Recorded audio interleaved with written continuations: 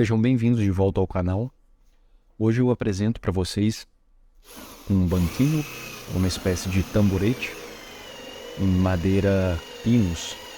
No vídeo anterior eu apresentei também um tamborete, um banquinho. A diferença é que o banquinho do vídeo passado era em muiracatiara e o seu assento era redondo. Ele também tinha 3 pernas. Mas no vídeo de hoje eu vou apresentar um banquinho com 3 pernas também, mas em assento quadrado. Geralmente o assento quadrado recebe 4 pernas, o que garante um maior equilíbrio. Mas dessa vez, como forma de estudo, eu resolvi fazer um banquinho com assento quadrado, mas com apenas 3 pés. Tá?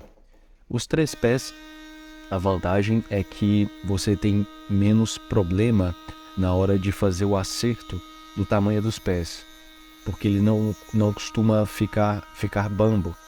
No entanto, ele te proporciona, se for um banco com assento quadrado, menos equilíbrio. Portanto, qual é o ideal? Se o assento for quadrado ou retangular, melhor que ele tenha 4 pés, 4 pernas.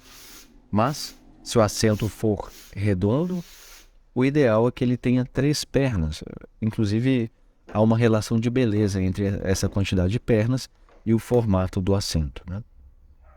Além disso, então, esse banco é muito mais macio, a sua madeira é muito mais macia porque ela foi feita com pinos, toda em pinos, e o pinus tem muito menos densidade do que a muiracatiara, né? E a muiracatiara que eu utilizei, a prancha que eu tinha aqui em casa, também já estava seca, então o trabalho com ela exigiu mais das ferramentas, principalmente das ferramentas manuais, né? Para realizar a construção dos pés, das pernas, novamente eu utilizei um torno mecânico. O torno mecânico que eu tenho aqui, na verdade é do meu irmão. Ele utiliza para fazer as furações dos cachimbos, ele é um fabricante de cachimbo. E por isso ele usa o torno mecânico e não o torno de madeira, por causa da precisão que ele necessita para fazer as furações. Então, como eu não tenho ainda, eu pretendo adquirir um torno propriamente para madeira, eu utilizo o torno mecânico. Então eu tenho esses bits, essas fresas. Não é o ideal, porque o corte não fica bem definido, né? Ele não fica com um bom acabamento, melhor dizendo. E aí, para corrigir isso, eu utilizo lixas. Eu começo passando então uma lixa de uma granulação bem grossa, né? Uma lixa 40, passo para a lixa 80, depois 120, 150 ou 180 e passo depois para as lixas da granulação 200 e depois finalizo com a 320 em geral. São as lixas que eu trabalho e são as lixas que eu tenho acesso aqui também. Portanto, dá um pouco mais de trabalho. Se o torno fosse mecânico, eu conseguiria utilizar formões, né? Ou bedames, o que me adiantaria o serviço. Esse torno que eu tenho aqui, como ele é mecânico, ele é um torno para metais, eu não tenho apoio para os bedames, para as goivas ou para os formões.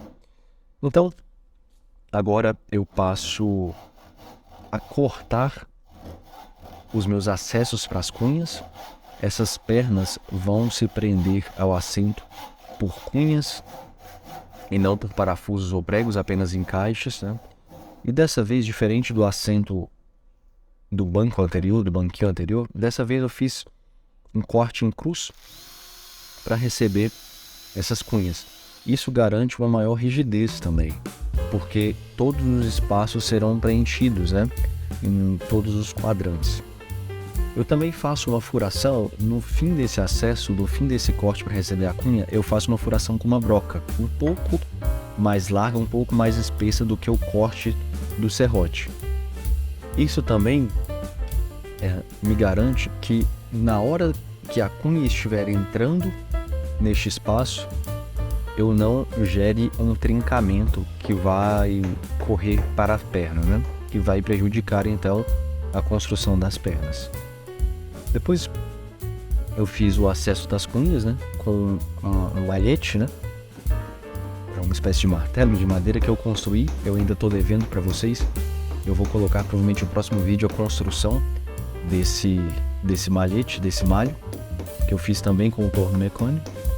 Então depois de colocar a cunha, eu resolvi fazer um trabalho de textura bem na parte superior do assento. E eu utilizei uma goiva para fazer isso. Ficou interessante. Eu gostei do resultado, gostei muito do resultado. Apesar de ter ficado um pouco grosseiro, porque eu comecei a utilizar um malho, para fazer parte desse relevo, dessa textura no assento. Então ele não ficou completamente liso, mas eu gostei do resultado. O aspecto da textura é muito interessante, né? Então você pode escolher ou fazer um lixamento completo, né? Deixar o assento totalmente livre, liso, a superfície do assento completamente liso, né? Lisa. Ou então você pode brincar, né? Fazer estudos de textura, e eu fiz com essa goiva. Eu gostei do resultado. O último processo foi de acabamento, né? E o processo de acabamento eu fiz com uma pintura. Eu tinha um tingidor aqui em casa, um tingidor de mogno, mas ele precisa ser diluído com uma porcentagem adequada de solvente para que ele atinja a cor de mogno. Se você não diluir, ele fica bastante escuro, praticamente preto. Então eu não diluí, resolvi fazer o teste e gostei também, ficou com um aspecto de queimado. Se vocês percebem, vocês vão perceber na foto que ele ficou com uma espécie com aspecto de queimado. Eu gostei bastante do resultado porque é um tingidor que seca a madeira, né? Então ele dá essa textura, assim, esse aspecto de queimado. Eu passei então nas pontas dos pés do banquinho e também na parte lateral e na parte inferior do assento. Depois desse acabamento com o tingidor, eu finalizei com um óleo, tá? É apenas um óleo simples, um óleo que não tem nenhum tingidor. Sim, ele é claro, com o óleo propriamente ele já deixa a madeira um pouco mais escurecida, né? Mas eu gosto também de deixar apenas o óleo sem utilizar nenhum tingidor. Eu gosto da cor da madeira, tá bom? Eu espero que vocês tenham gostado. Curtam o vídeo, compartilhem, se inscrevam no canal e até o próximo vídeo.